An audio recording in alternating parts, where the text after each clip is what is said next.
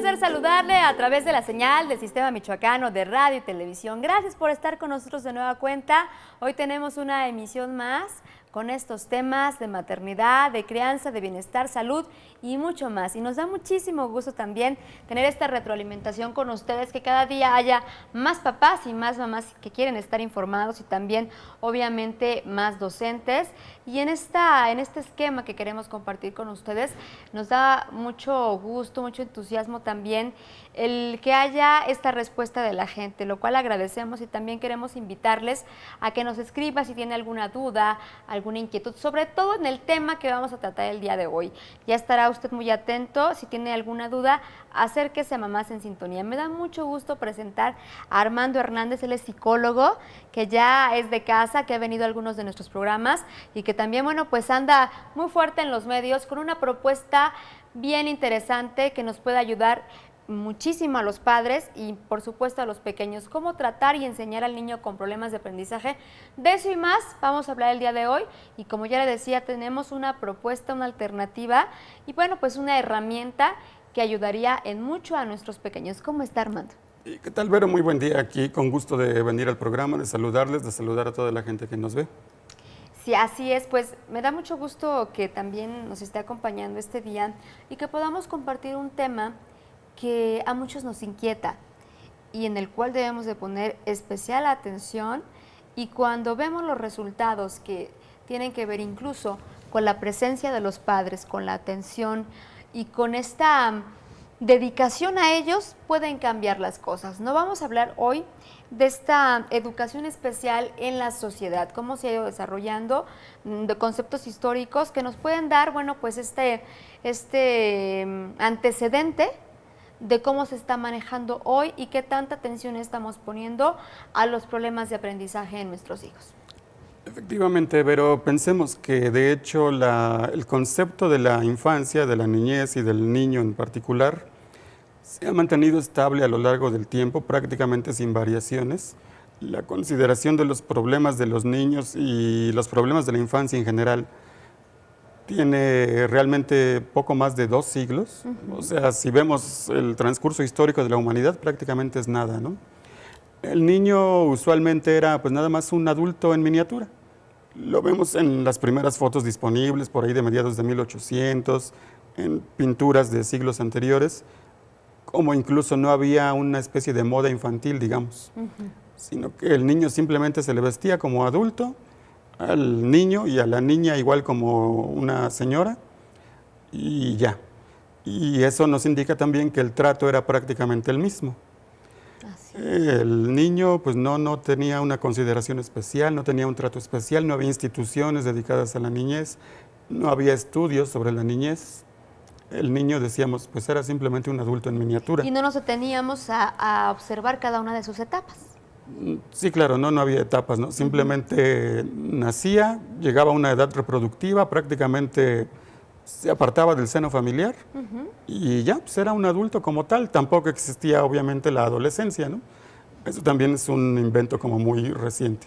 ¿Y cómo, perdón que lo interrumpa, cómo se traspolaba esto? ¿Cómo veíamos, por ejemplo, al niño que fue educado de esta manera como un adulto pequeño y después se convirtió en un adulto? ¿Cómo sería esta diferenciación entre lo que es soy un niño a lo que fue en ese tiempo? ¿En qué se convertían estos adultos? Pues pasaba directamente el niño de ser niño y estar en la familia a ser adulto con responsabilidades.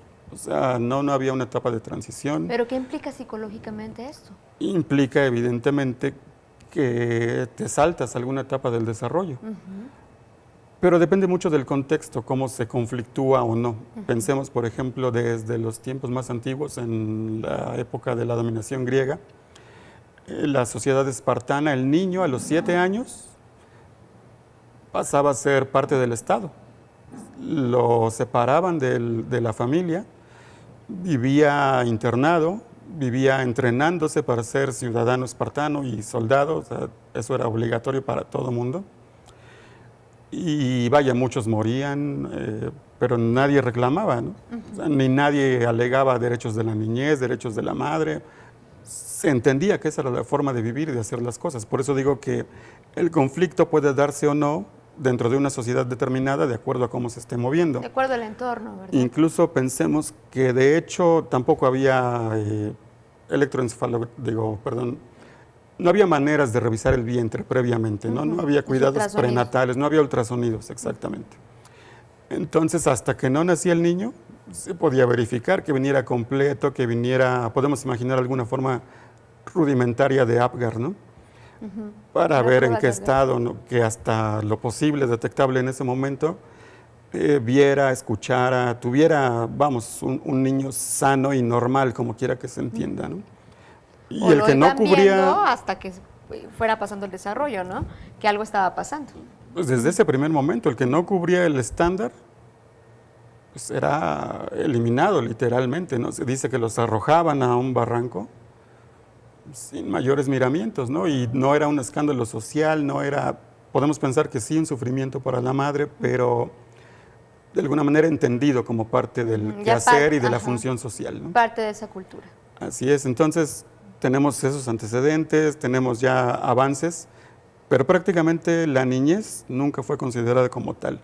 Hasta, decíamos, hace por mediados de la década de 1800 más o menos, algunas personas se empezaron a interesar por esa etapa en particular, por considerar a los niños como algo digno de estudio y de un trato aparte, ¿no? También hay otra razón, decíamos, son razones económicas, sociales, políticas. Antiguamente los niños, los que sobrevivían al parto, vivían 1 año, 3 años, pues ya era notable, 5 años, las muertes infantiles eran muy, muy frecuentes. Entonces también no había un fomento del apego a la niñez, no había un interés por crear vínculos fuertes entre los padres y los niños pequeños. Podía suceder en cualquier momento, ¿no? Podía suceder en cualquier momento, por accidentes, por carencias propias de la infancia que no se sabían en ese momento, normas de higiene básicas como lavarse las manos, por ejemplo, ¿no? Por enfermedades de otros tipos y en fin, entonces no se fomentaba. La idea que tenemos hoy de la consideración que tenemos con los niños, de cómo se trata a la infancia y de que debemos actuar de alguna manera especial y proteger a la niñez, es muy, muy reciente. Es muy reciente. Y afortunadamente, bueno, pues se dieron los estudiosos, se dio esta coyuntura, ¿no?, con los tiempos y además con el interés de que cada niño tiene su individualidad, cada niño es distinto y tiene necesidades distintas. Por ejemplo, en este tema del aprendizaje, eso debemos tener muy en claro. No comparar porque el compañerito de la misma edad ya está con cierto grado de aprendizaje y el nuestro no, o incluso entre los hermanos, siempre pasa esto, ¿no? Es que tu hermano ya a esta edad leía, todos los niños son distintos y qué bueno que se dio esto, que haya estudios y que haya estas ramas y materias que van orientadas hacia nuestra niñez, porque con esto podemos nosotros como padres de familia también pues ser tomados de la mano, ¿no? Y decir, bueno, estoy asustado porque viene, por ejemplo, hace unos momentos platicaba una compañera, viene la adolescencia de mi pequeño, ¿no? ¿Qué voy a hacer? Hay que tomar cada etapa con el debido respeto que requiere y además hacer nuestras las herramientas que ustedes como especialistas nos están brindando. Y bueno, pues vemos que a lo largo de la historia y siempre se han presentado algunas dificultades de aprendizaje que no detectábamos, ¿no? Porque ocurría esto, que decíamos, bueno, pues mi hijo ya es así, entonces pues no se le dio la escuela, por ejemplo, se podía decir esto, ¿no? Me salió bueno para la escuela, me salió burro y ya, sin mayor averiguación, sin mayor, pues es que no había, ¿no? Elementos. Exacto. O decir, lo mando al psicólogo, lo mando al pedagogo, que en la escuela la maestra me diga, pues no existía todo eso, ¿no? Y decían las mamás, bueno, pues me sirve para comerciante y me sirve para estudiar, ¿no? Así es. Sí, y concretamente en la parte educativa, pues era así de simple, ¿no? Se ve que no aprende, es medio, claro, no me salió bueno para la escuela. Hasta ahí nos quedamos. Pues con eso nos vamos a nuestra primera pausa, ya dimos un contexto general y platicaremos justo de esto. ¿Cuáles son los problemas de aprendizaje? ¿Cómo vamos a detectarlos en nuestros hijos? ¿Y qué podemos hacer? Quédese con nosotros, ojalá que le pueda servir este tema como todos los que le planteamos aquí en Nada Más en Sintonía. Una pausa, regresamos con más, no se vaya.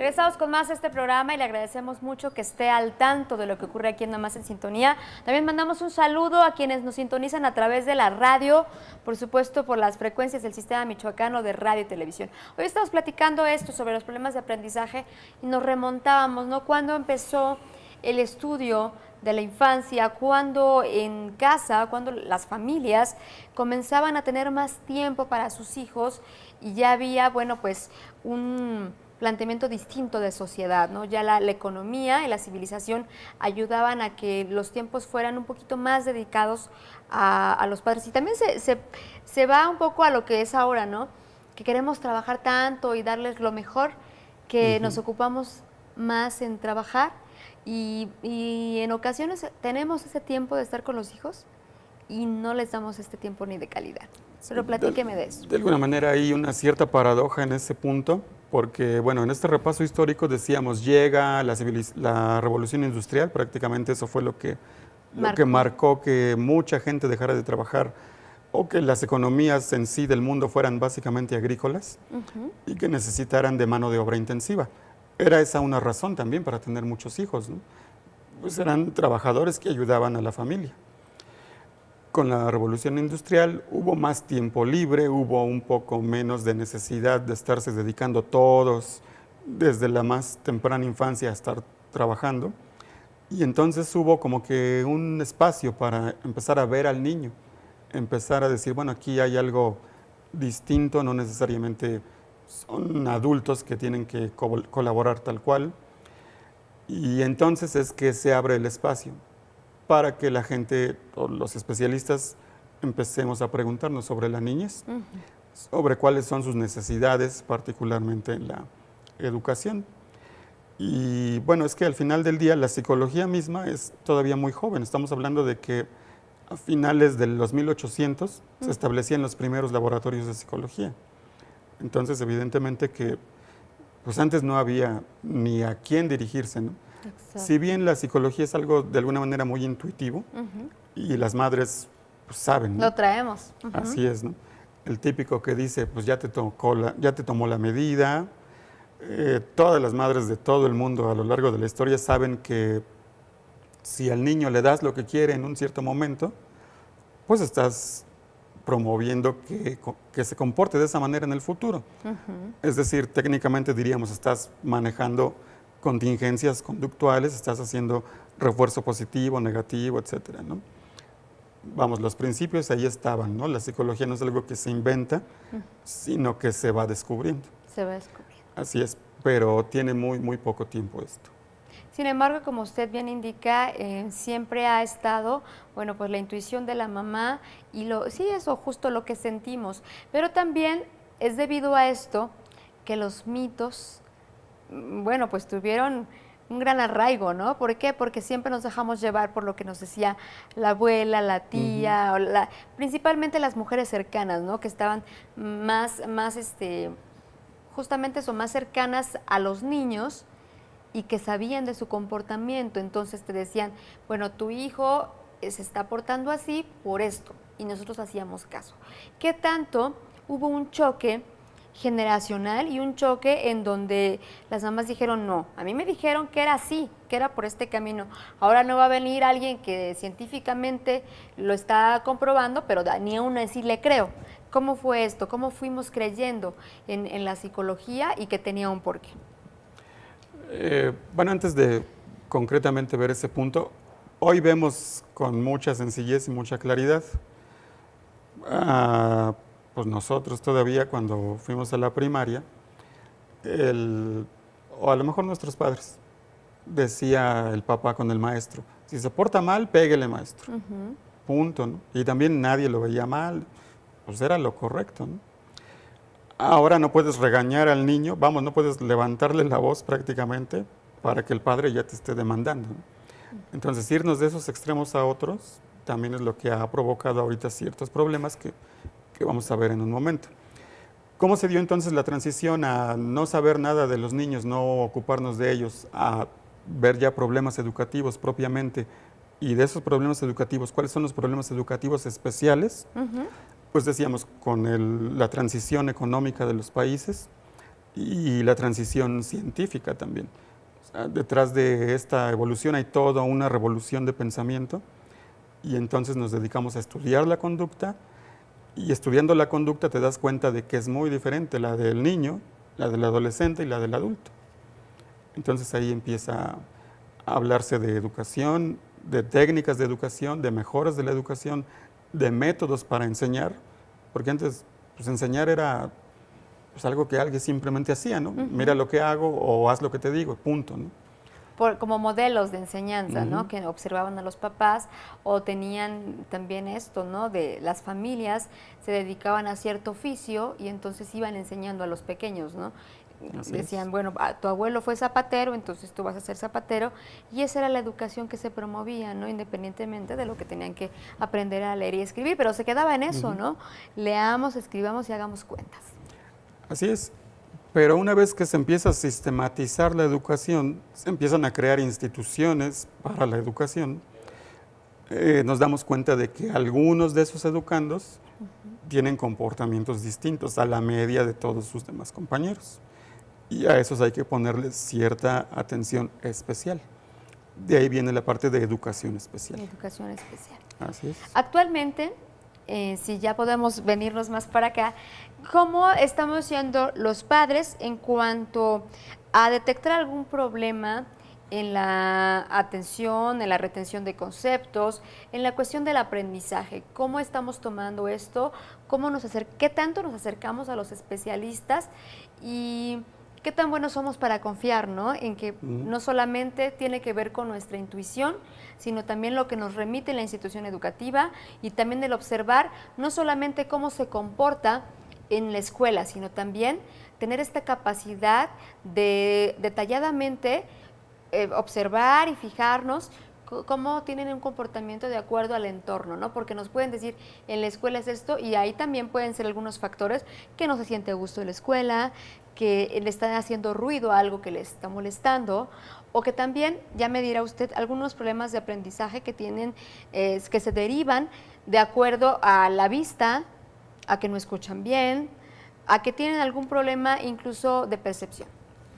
Sí, hay varias clasificaciones de educación especial. Algunas son deficiencias sensoriales, otras deficiencias intelectuales, otras discapacidades, o sea, carencias pues de un miembro, literalmente, o no poder utilizarlo adecuadamente. Y bueno,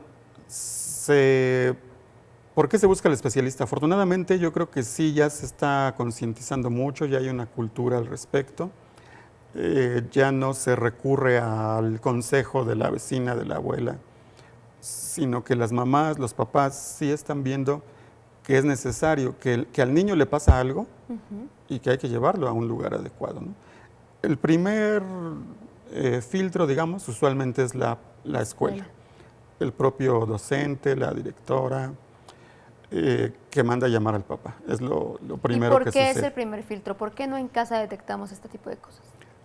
Porque a veces en casa el niño se dedica a jugar, se dedica a hacer actividades que no le requieren mucha concentración, que no le requieren mucha disciplina, que no necesariamente implican que vaya a estar sentado un buen rato.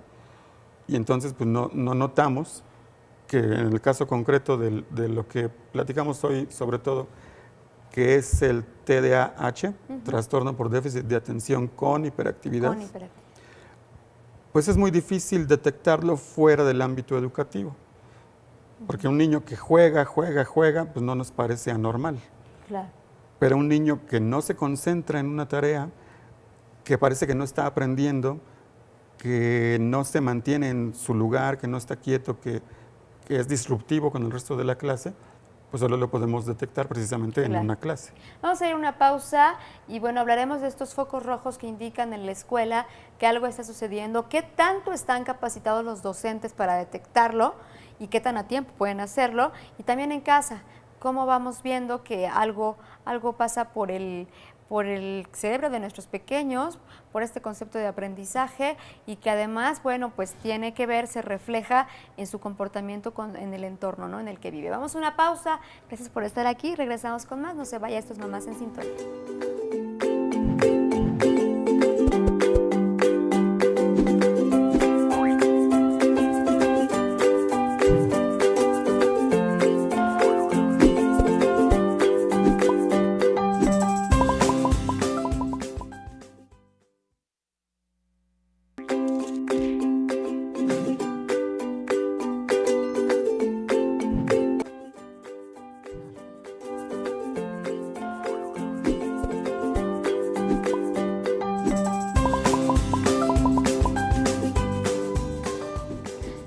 siga con nosotros, ojalá que tenga oportunidad de ver este programa. También tenemos esta alternativa de verlo en su repetición, en su retransmisión a las 7 de la noche, y más adelante estará en nuestra plataforma de YouTube para que esté muy al pendiente de todos los temas que estamos tratando aquí. Ya les decíamos, de maternidad, de crianza, de educación, bienestar, salud y mucho más. Hoy estamos hablando de aprendizaje y bueno, pues algunas dificultades que pueden haber y cómo podemos trabajar desde casa. Eso es bien importante, desde casa, cómo podemos hacer equipo con los docentes y además con los especialistas, en este caso pues los psicólogos, los psicoterapeutas. Estamos platicando de esto y yo le preguntaba al psicólogo Armando qué tanto están preparados los docentes para decirnos que algo pasa con nuestros pequeños, qué tanto nosotros, de acuerdo a nuestra intuición y a cómo convivimos, qué tanto convivimos con nuestros pequeños, decimos esto ya no es correcto, ya no es parte de su desarrollo, ya no es parte de que sea un niño travieso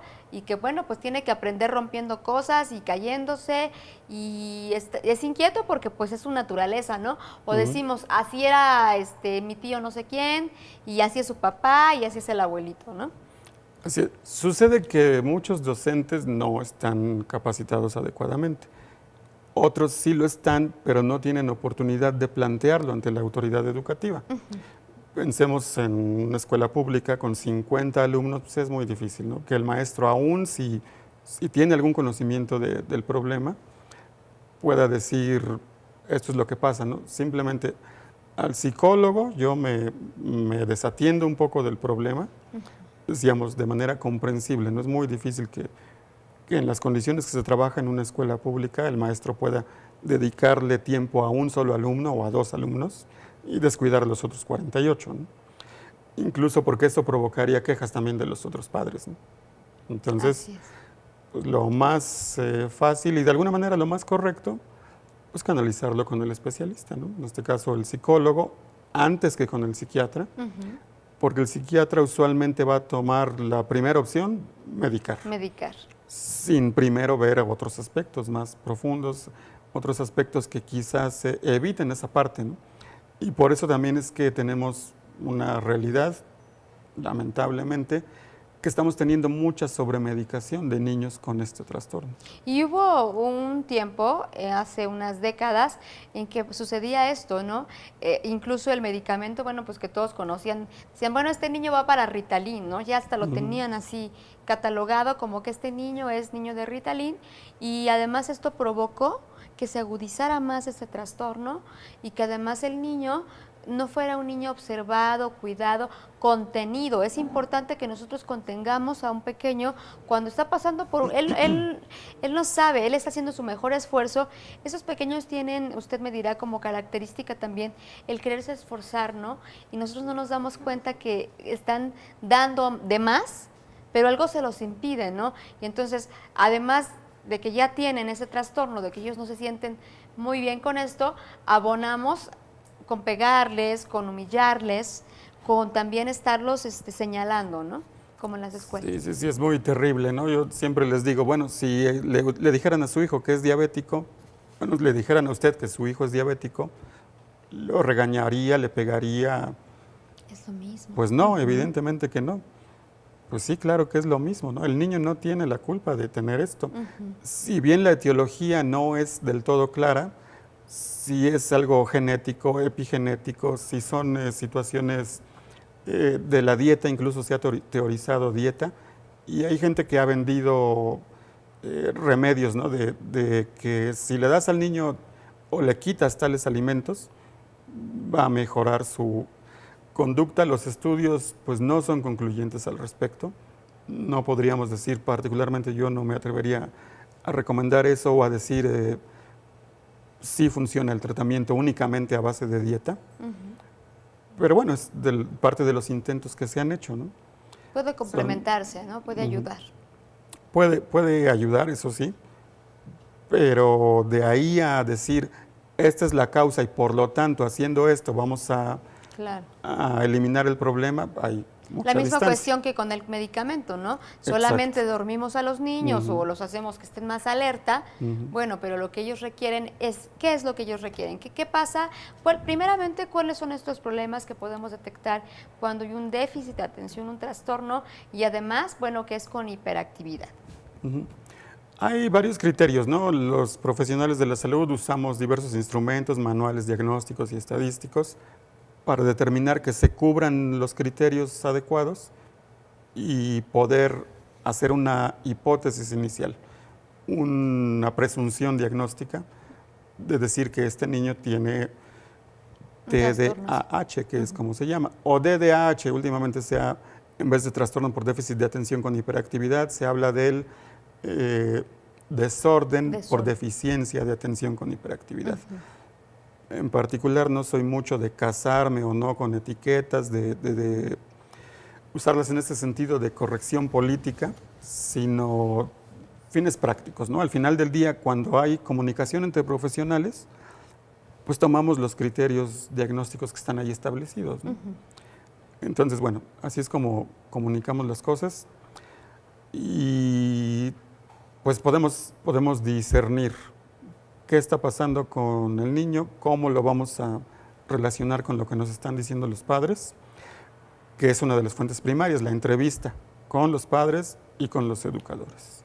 ¿Qué es lo que presentan en las aulas? Vemos que es la falta de concentración. ¿Qué nos indica, qué les indicaría a los docentes que hay que, bueno, canalizar? Primero informarles a los padres y también canalizar. ¿Cómo se comporta un niño en el aula cuando tiene este trastorno? Se distrae con mucha facilidad, no completa las tareas que se le asignan, se mueve mucho en su asiento, a veces se para incluso, se pone a caminar ahí. La impulsividad implica, por ejemplo, que todavía no se le acaba de hacer una pregunta y ya está tratando de contestar. Parece como actuar sin pensar, así lo narran los observadores. Cuando se empiezan a cubrir todos estos criterios, es cuando el docente, decíamos en primer lugar, luego el padre lo confirman. Normalmente la maestra dice, mire, su hijo es así. La mamá dice, pues sí, efectivamente, ¿no? Y también lo es en la casa. El abuelo puede complementar, también lo es aquí con nosotros. Entonces eso ya sería un indicador, vámonos al consultorio y probablemente en el consultorio pues también tenga estas actitudes, estas conductas disruptivas el niño. Entonces prácticamente eso sí ya nos va orientando a que efectivamente está padeciendo de este trastorno. ¿A partir de qué edad se puede diagnosticar cuando ya no es normal que sea un niño inquieto como parte de su desarrollo, que sabemos pues que de pequeñitos necesitan un sinnúmero de ocasiones para moverse, que incluso están comiendo y se están moviendo, o hacemos hasta la broma, ¿no?, de que ni en el baño puedes estar quieto, están viendo, por ejemplo, tienen un rato para ver la televisión y se están parando, lo cual es sano, para que no estén enajenados ahí frente al televisor. Sí. ¿Hasta cuándo vemos que algo está sucediendo y cuál es la edad idónea para poder acercarnos a un especialista o también para prevenir? El criterio diagnóstico es que esto debe presentarse antes de los 7 años. Antes de los 7 años. Y entonces a partir de la edad escolar, decíamos en un bloque anterior que precisamente es difícil de establecer cuándo el niño tiene algún problema, probablemente tiene algún problema, porque si no está en casa con una cierta disciplina, horarios, rutinas, pues es difícil que veamos que no se controla, que no se concentra, que no presta atención. Entonces, por eso es que normalmente se diagnostica al inicio de la edad escolar, 4, 5, 6 años. Y el tratamiento para los pequeños es de acuerdo a su individualidad, como decíamos, a cómo es el niño. ¿Y qué implica esto? Implica estar visitando a un psicólogo, estar haciendo una serie de ejercicios. Sabemos con este modelado cognitivo es bien importante que los niños sigan, ¿no? Y además, esta conducta, este ambiente en casa va a ser bien distinto, porque podemos ayudar, podemos respaldar al niño con ciertas acciones que tengamos como padres de familia, ¿no? Como esto de repetir las cosas. Vamos a hacer, ellos tienen un poquito de desorden en esto, en saber qué van a hacer primero y qué van a hacer después, en seguir reglas y tener un orden mental para cualquier actividad. Sí, aquí una buena noticia es que la mayoría de los casos van a ser descartados como realmente trastorno de TDA. Muchas veces es nada más cuestión de poner límites, de tener rutinas, de ejercer una disciplina positiva adecuada, y con eso va a salir adelante el niño y su entorno familiar. En los casos donde realmente sí tengamos el trastorno, hay dos posibilidades: que además del tratamiento conductual requiera medicación, o bien solo con la medicación. Cuando se requiere medicación, es importante tener claro que por más intervenciones conductuales que hagamos, no vamos a tener resultados. Sí, no tiene que ser Entonces, soportado sí hay casos en que es necesaria la medicación, tampoco hay que tener miedo de ello, ¿no? Decíamos, hablando de diabetes, hablando de otras situaciones, pues se necesita a veces de una ayuda externa, ¿no? De medicamento. Y con eso, a veces los resultados son espectaculares, ¿no? Ya cuando se hace la intervención conductual. Así es. Muy bien. Pues vamos a ir a una pausa. Perdóname que lo interrumpo porque estamos picados con el tema y hay mucho más, porque también es bien importante decir que aquí en Morelia, que aquí también en nuestro país hay alternativas pues muy eficientes para trabajar con esto, y de eso ya le estaremos hablando cuando regresemos. Una pausa, regresamos con esto.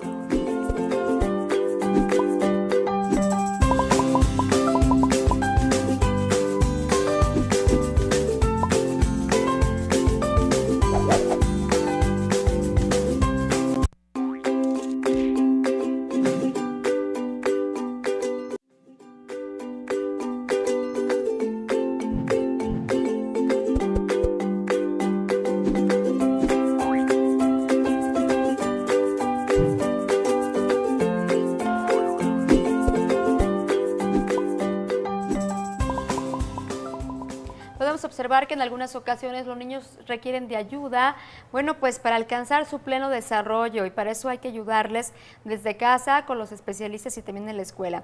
En este momento estamos compartiendo con usted, bueno, que estamos completamente en vivo a través de todas las plataformas del Sistema Michoacano de Radio y Televisión y también por Facebook Live. Agradecemos pues este esfuerzo que hace por nosotros, por el Sistema Michoacano, el Departamento de Hipermedia y Redes Sociales.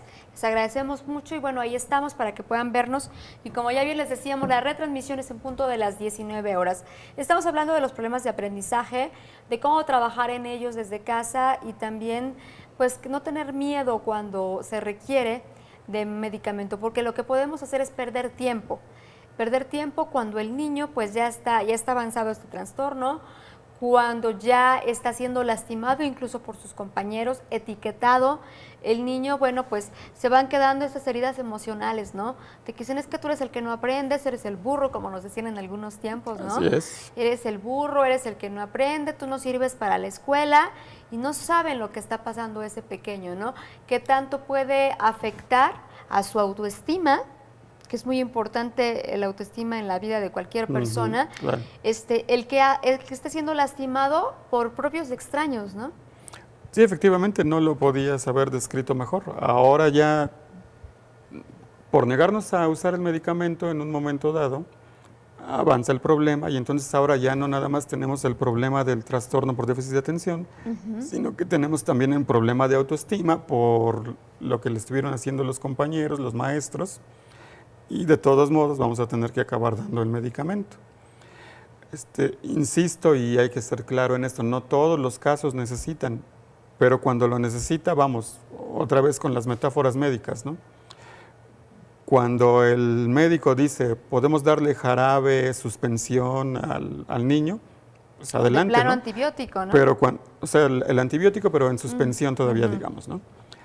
Pero cuando el médico dice, pues no, o sea, ya no puede ser en suspensión, tiene que ser inyección necesariamente, pues con todo el dolor del corazón uno como padre, pero pues va la inyección, ¿no? O sea, creo que hay que tener conciencia, entender que así son las cosas, ¿no? Y que cuando se necesita, se necesita. Obviamente, los profesionales tratamos de hacerlo hasta lo imposible para no llegar a eso, pero cuando lleguemos hay que aceptarlo, entendiendo que finalmente es beneficio del niño, ¿no? Porque decíamos, se presentan dos escenarios: que necesite únicamente un tratamiento conductual y con eso salga adelante el niño, o que necesita el medicamento, sin el cual el tratamiento conductual, que de todos modos se tiene que aplicar, no va a funcionar. Entonces, esa es la manera de intervenir en estos casos. ¿Cómo intervenimos en las escuelas? ¿Cuál sería ya el apoyo soportado? De acuerdo a lo que nos dice el especialista, hace algunas recomendaciones que debemos de seguir en casa, qué tanto las acata la institución educativa y cómo es tratado un niño, cómo debe ser tratado en el nivel de enseñanza. Pues afortunadamente también cada vez hay más conciencia entre los educadores, entre los colegios e incluso las escuelas públicas, de que es un niño que requiere ser incluido, que necesita estar en un entorno en la medida de lo posible y lo más similar al resto de los niños, pero que sí va a requerir un poquito de esfuerzo extra, ¿no?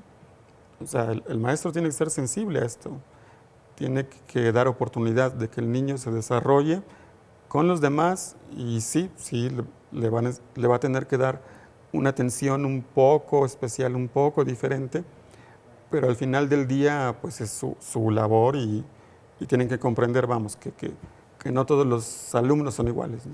Y también este concepto de que no todos los alumnos son iguales, de que no todas las personas somos iguales, debe ser muy inculcado de parte de nosotros los padres. Cuando un pequeño nos dice, ay, es que esa niña es muy gordita, o esa niña es muy bajita, no sé, ¿cuál es el papel de los padres en ese sentido? En el cual les debemos indicar, bueno, pues que hay diversidad, todos somos distintos, y así como tú eres, no sé, muy alto, ella es muy gordita, ¿no? Entonces, ¿qué tanto debemos de trabajar nosotros desde casa en el tema de la inclusión? Eso es muy importante. Sí, hay todo un debate, incluso entre profesionales, es un debate que no ha terminado y no parece que vaya a terminar, y tiene muchos años, sobre las etiquetas. Hay quienes sostienen la utilidad de las mismas, otros que sostienen que no, que lo único que hacen es fomentar la discriminación. Al final del día yo compartiría la primera postura. Yo creo que pues, lo que no puedes describir adecuadamente, pues no lo puedes medir. Y si no lo puedes evaluar, pues no puedes saber en dónde estás parado, ¿no? Y qué es lo que tienes que hacer para trabajar con eso. Entonces, sí es necesario, es bueno e importante que haya un nombre de cada cosa, pero también evidentemente que hay que contribuir con la formación de la sociedad para una cultura de la inclusión. ¿Qué tanto se acerca a los padres de familia, en este caso a las consultas que dan ustedes los psicólogos, en donde hay trastornos de este déficit de atención? ¿Qué tanto ellos tienen esta iniciativa y además pues esta sed y esta atención hacia los niños, el interés por quererles dar pues un mejor desarrollo? Afortunadamente los padres cada vez lo piden más. Cuando yo voy a escuelas o a instituciones hay buena participación. Creo que ya son muy pocos los que dicen, no, yo para qué, o yo por qué, o no tengo tiempo. Los padres suelen ser ya muy participativos, afortunadamente, ¿no? Y por supuesto los padres que en particular tienen problemas con sus hijos, sí ya son también muy abiertos, ¿no?, a participar. ¿Qué tanto se preparan y previenen antes? O sea, hay una plática, por ejemplo, de esto, ¿no? Hay un acercamiento hacia los padres sobre explicarnos el cómo se puede dar, cuáles son los focos rojos, qué nos está indicando que algo está sucediendo en el niño. ¿Qué tanta aceptación hay de esto? Yo cuando participo de estas pláticas, conferencias, siempre les doy un folleto, un formato, para que ellos mismos tengan, es un checklist de qué hace el niño, en qué momentos, cómo lo hace. Y de ahí mismo algunos comprenden que su niño es normal, otros que es normal, pero sí les ha... un poquito, ¿no? Sí, por supuesto, pero que sí les ha fallado ciertos elementos de límites, de educación, de disciplina con el niño, y otros sí confirman lo que de hecho ya sospechaban, que sí realmente requiere la atención especializada. Y en muchas ocasiones sabemos que el trastorno es de nosotros, porque tenemos ciertas obsesiones como padres o como cualquier persona, por ejemplo, en el orden, en la limpieza, y nos desesperamos ante cualquier incomodidad que nos causan los niños, ¿no? Decimos, no queremos que te recargues, no queremos que hagas esto, que hagas el otro, y entonces nosotros pensamos que el niño es el hiperactivo, ¿no? Y nosotros somos los que les estamos exigiendo. ¿Vamos a ir a una pausa?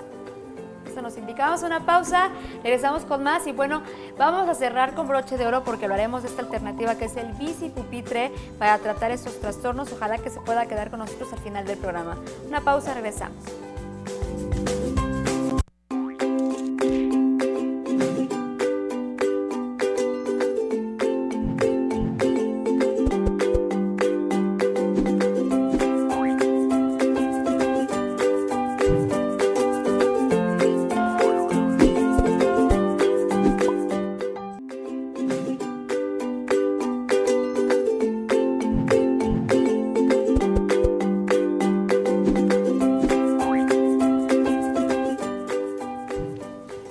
Regresamos con más a este programa y bueno, pues le comentábamos que vamos a platicarles sobre una alternativa que puede coadyuvar al desarrollo de nuestros hijos y más aún cuando hay problemas de aprendizaje y además que tiene beneficios directos, bueno, para la educación, para la concentración y a todas las edades. Se trata del bicipupitre. Cuéntanos sobre esto, qué tan novedoso es, sabemos que viene desde Canadá y bueno, pues ahora un mexicano, un moreliano lo tiene aquí y bueno, es una alternativa que está al alcance de muchos. Efectivamente, el bicipupitre se empezó a desarrollar en Estados Unidos realmente, después se llevó a Canadá y en Canadá es donde fue el boom, donde se popularizó. Regresó a Estados Unidos, en Estados Unidos se han hecho investigaciones, cualquier cantidad de investigaciones, donde siempre se encuentra que hay muy buenos resultados con el aparato. Y hoy lo estamos trayendo aquí a Morelia, ¿no? Eso es algo de orgullo y es algo que hay que aquilatar porque normalmente el estado Michoacán aparece en los últimos lugares en las mediciones educativas.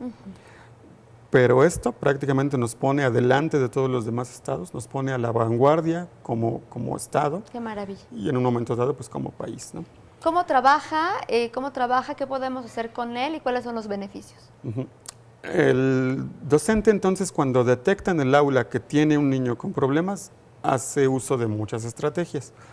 Por ejemplo, manda al niño cuando percibe que empieza a distraerse, que baje y suba una escalera, permite que se levante a borrar el pizarrón, le señala a él para que él sea el que escriba también alguna cosa. Que participe más.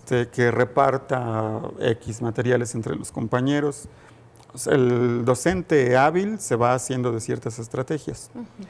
Entonces, este aparato lo que hace es permitir que se concentren todas esas estrategias en un solo lugar, en un solo aparato, de una manera mucho más sencilla, sin tanto esfuerzo del docente y con muchos beneficios para el propio alumno.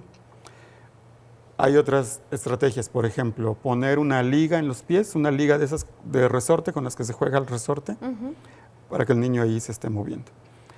O, por ejemplo, poner una caja con arroz, usualmente, ahí mete los pies el niño y también está de alguna manera moviéndose, y eso facilita la concentración, inhibe que esté moviéndose de manera disruptiva y desordenada.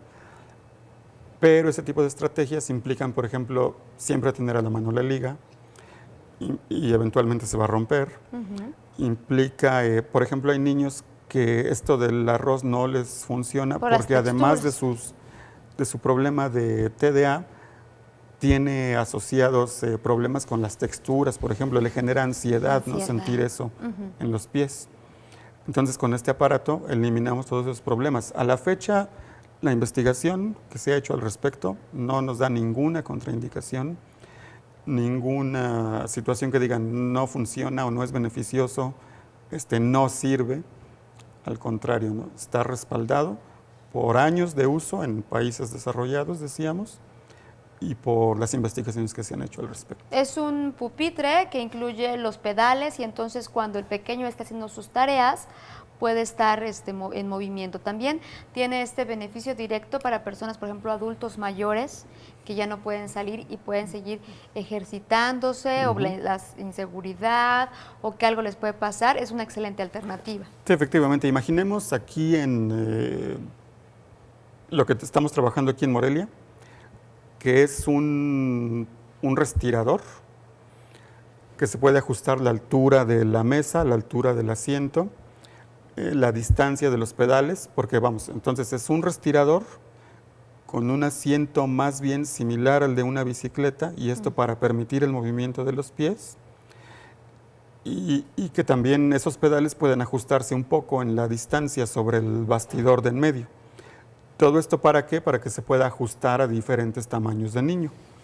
Tenemos uno que es para preescolar y primeros grados de primaria, y otro también un poco más completo, que sería últimos grados de primaria, secundaria y para adultos. Para adultos. Porque la gente a lo largo del tiempo le ha encontrado otros beneficios. Si bien originalmente fue solo para trabajar TDA, han comentado, por ejemplo, que se puede trabajar, coadyuvar con disminuir los problemas de obesidad. Pensemos en el niño que además de estar haciendo su tarea, quizás ya la terminó y está con sus videojuegos o está viendo la televisión, pero está sentado en su bicipupitre y está ejercitándose. ¿Qué hace que se conecte? ¿Qué hace que se dé esta concentración al estar moviendo los pies? El ejercicio hace de alguna manera el efecto que logra el medicamento. La generación de norepinefrina, las demás hormonas que generan que el niño pueda concentrarse. ¿Cómo podemos buscar a Armando Hernández para adquirir este bicipupitre? Pues estoy en Facebook, en HIA, Soluciones en Psicología. Ahí pues hay formas de contacto, y mi celular también siempre lo atiendo. Es el 44 35 50 52 55. Con esto nos damos, le invito y lo comprometo a que venga y nos traiga el bicipupitre, que pueda mostrárnoslo y platicarnos más sobre los resultados que ha dado y lo bien que se ha trabajado, y por supuesto que el orgullo que esté aquí en Morelia por parte de usted y de las personas que lo han traído a Morelia. Gracias por esta labor, felicidades por ella, y bueno, pues ahí está la invitación para que regrese con nosotros, ¿le parece? Con todo gusto, siempre que me inviten aquí. Muchas gracias. Muchas gracias a usted. Con esto nos vamos, agradecemos también el patrocinio de Esfera. Si le quedó alguna duda, escríbanos, ya nos vamos, estaremos próximamente aquí en Nada Más en Sintonía, le esperamos.